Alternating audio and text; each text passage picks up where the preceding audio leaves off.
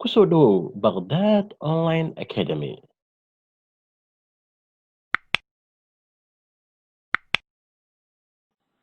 السلام عليكم ورحمة الله تعالى وبركاته kusoo dhawaada Baghdad Online Academy iyo koorsadii Project Management Fundamentals casharkayga maanta wuxuu ku saabsan yahay Project Management Skills waa xalqadii labaad runtii xalqadii koowaad waxaynu kaga soo hadalnay xirfadaha ugu muhiimsan Project Management Skillska ay tahay inay kasbadaan shan ka mid ah oo ay ka mid tahay communication skills, leadership skills, oo ay ka mid tahay organizational skills, amaba sidoo kaleeto negotiation skills oo ay ka mid tahay. xalqadan waxaan ka hadli doonaa another five skills. intaan shantaas aan tagin bal aan isxasuusino waxaan ula jeedno project management skills. So aan usoo sheegno waxaan ula jeednaa xirfadaha asaaska u ah muhiimka u ah qofka project managerka inuu kasbado inuu leeyahay si projectigii guul oo kugu soo dhamaado. Now xalqadan waxaynu diiradda saari doonaa shantan xirfadood oo kale ah time management, risk management, problem solving, budget management iyo motivation. Okay, aynu ku bilaabno xirfadda koowaad oo ah time management skills. xirfaddan runtii waa muhiim because project wuxuu leeyahay timeline. Project walba wuxuu leeyahay timeline. Remember, markaan kasoo hadlayna definition of the project waxaynu soo sheegnay project inuu leeyahay timeline, waqti uu bilaabanayo iyo waqti uu dhamaanayo. Mashruuc walba wuxuu leeyahay time frame, timeline. So marka in timelinekaas aan laga gudbin in mashruucu uu kusoo dhamaado waqtigii loogu talagalay uu bilaawdo phase walba waqtigii loogu talagalay uu bilaawdo waqtigii loogu talagalay uu dhamaado waa waajib looga fadhiyo project manager. So marka runtii awoodda in waqtigii la maareeyo la controlo lagu dadaalo in mashruucii waqtigii loogu talagalay uu ku dhamaado waxay ka mid tahay xirfadaha asaaska u ah project manager. haddii mashruuca waqtigii uu ku dhamaan waayo ka waran oo overtime uu galo maxaa dhici kara dhibaatooyin waaweyn ayaa dhici kara. waxaa ka mid ah for example resourceski. Remember adiga lacagtaada way kooban tahay. lacagta mashruucan loogu talagalay fanka mashruucan loogu talagalay waa mid kooban. Okay, haddii waqtigii loogu talagalay oo dhaafo waxa kugu socdo sheeg qarashada kugu socdaan oo ay ka mid tahay lacagihii dadka ka shaqeynaya mashaariicdaas. Okay, so marka xagee kaga keenaysaa lacagtaas lacagtii ma haysatid. So markaas waxaa ka imaanaya halkii inaadan lacagta bixi weysid waxaa ka imaanaya in sheeg shaqaalihii nafirkoodii haddii aysan lacag qaadanaynin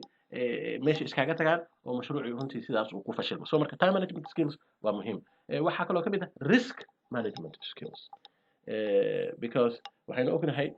mashaariicda khatara kala duwan inay ku hareersan yihiin oo qaarkood ay la xiriiraan safety-ga dadka ka shaqeynaya, qaarkood ay la xiriiraan financial, qaarkood xataa noqon karaan in shortage of manpower oo ah dadka ka shaqeynaya xataa inay yaraadaan and so on and so forth. So marka khatarahaas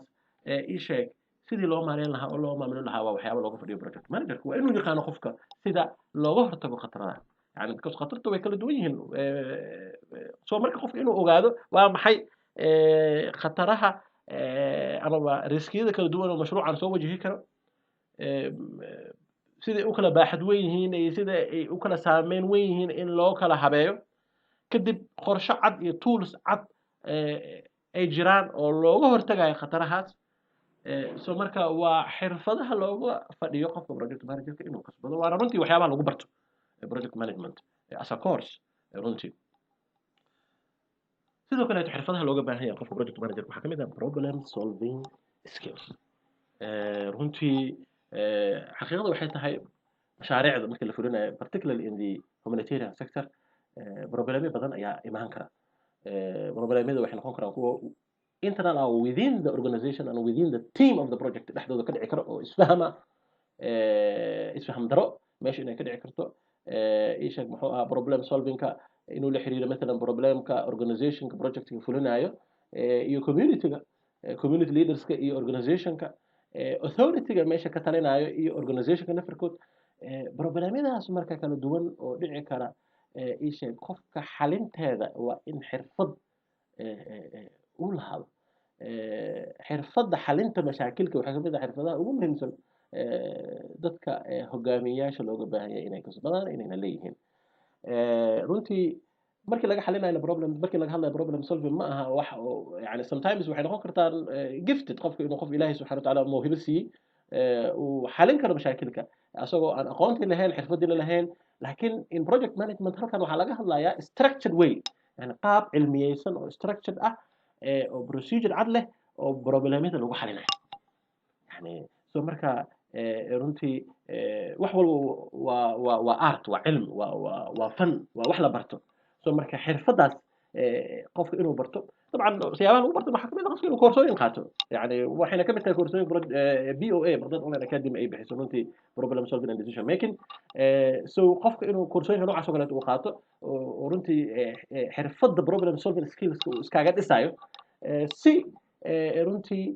yoolkii iyo hadafkii projectiga laga lahaa si loo gaaro gaar ahaan anaga markaan ka hadlayna Soomaaliya runtii problemada aad ay u tir badan yihiin maadaama community-da nafirkooda laga dhex shaqeynayo mashaakil kala duwan ay uu ka jiri karo sometimes waxaa jiro conflicts over resources oo biyaha iyo ceelka iyo dhulka xataa la isku haysto so markaad mashruuc meelo noocaas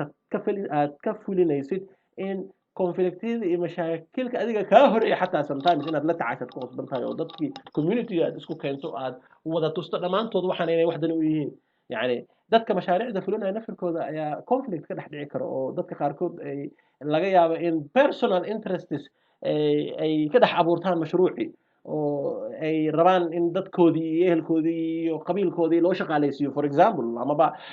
qof community ka mid ah inuu aniga wax walba anaa laga gadanaya oo supplier anaa idin noqonaya yani haddii kale mashruuca ma fulinayno yani dad qaarkood inay caqabad ku noqdaan mashruuca so marka waxaas oo dhan runtii waa waxyaabo u baahan qofka project manager inuu si fiican uu ku xalin karo si mashruucii uu najaxo waxyaabaha runtii ugu muhiimsan waxaa ka mid ah skillada project managerka looga baahan yahay budget management skills because حقيقة waxay tahay mashruuc wuxuu leeyahay budget miisaaniyad uu leeyahay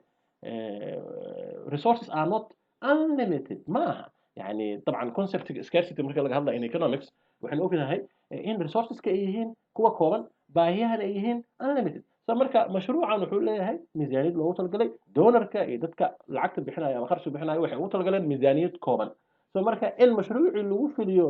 miisaaniyadii loogu talagalay waa wax looga fadhiyo project manager so marka su-aasha waxay tahay marka sidee arrintaas ku dhici kartaa يعني for example projectkan waxaa leeyahay waxaa ku baxaysa 1 milyan waa 100,000 waa 200,000 waa 10,000 waa 5,000 depending on how big and small the project is now miisaaniyaddaas sidii loo kontroli lahaa sidii loo hubin lahaa in waxaan marka horeba miisaaniyadda ku jirin in la bixinin in qarashaadkii loogu talagalay projectigan aysan ka bixin framekii loogu talagalay in lacagtii lagu bixiyo meelihii loogu talagalay wixii loogu talagalay materials in lagu soo gado material lagu soo gado wixii loogu talagalay mushaar ahaan in loogu siiyo teamka projectiga ka shaqeynaya dadka ka shaqeynaya in mushaar ahaan loo bixiyo yani arrintaas controlkeeda wax loogu fadhiyo project managerada haddii marka arrintaas ay dhici weyso maxaa dhici karo dhib weyn aa dhici karo because ii sheeg haddii lacagihii la iska isticmaalo budget meeshaas control uusan jirin then meesha waxaa ka dhacay in project uu fashilmo hadduu projectiga fashilmana maxaa dhici kara waxyaaba waaweyn aa dhici karaan number one in kalsoonidii doonarka uu ku qabo organizationka mashruuca fulinaysa inay meesha ka baxdo xaqiiqada jirtana waxay tahay marka hay-adahan way isku wada xiran yihiin haddii hal hay-ad kalsoonidii kaaga noqoto then hay-adaha dhan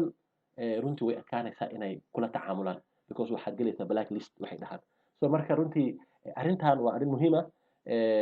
organizationada runtii si ay arrintaas u gaaraan waxaa la inblogareeyaa waxa la yidhahdo financial controller oo runtii la socdo lacagaha socda oo dad specialist ah oo expert ah laakiin at the same time project managerka waxay ka mid tahay shaqooyinka aasaaska u ah loogana fadhiyo so marka waxyaabaha looga fadhiyo waxaa ka mid ah project managerka oo xirfadaha muhiimka u ah motivation skills oo ah inuu dhiirigelin karo dadka la shaqeynayo teamka la shaqeynayo inuu dhiirigelin karo ii sheeg muxuu ahaa ileen dadka runtii of course teamkaas mushaara la siiya lacag ay qaataan laakiin lacagta waxaa ka muhiimsan dhiirigelinta lana qofku waxaa laga yaabaa xataa inuu lacag la-aan kugu shaqeeyo haddii uu helo dhiirigelintii loo baxnaa so marka xirfadaha project managerka ugu muhiimsan marka waxaa ka mid ah in motivation dadka dhiirigelin karo sidee u dhiirigelinaya dadka marka siyaabo kala duwan aa loo dhiirigelin karaa waxaa ka mid ah runtii awards iyo rewards in la siiyo dadkii in lagu abaalmariyo achievementiga iyo markii goolka ay gaaraan yoolka ay gaaraan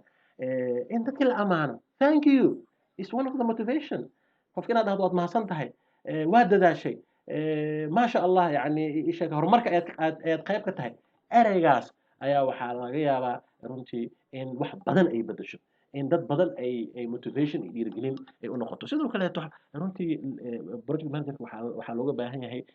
in jawiga uu bedelo for example maalmaha jamcada tiimka in dalxiis loo wado in casho laysla cuno in laysla qadeeyo in banooni laysla ciyaaro waa waxyaabaha jawiga bedelayo oo tiimka firfircooni iyo dhiirigelin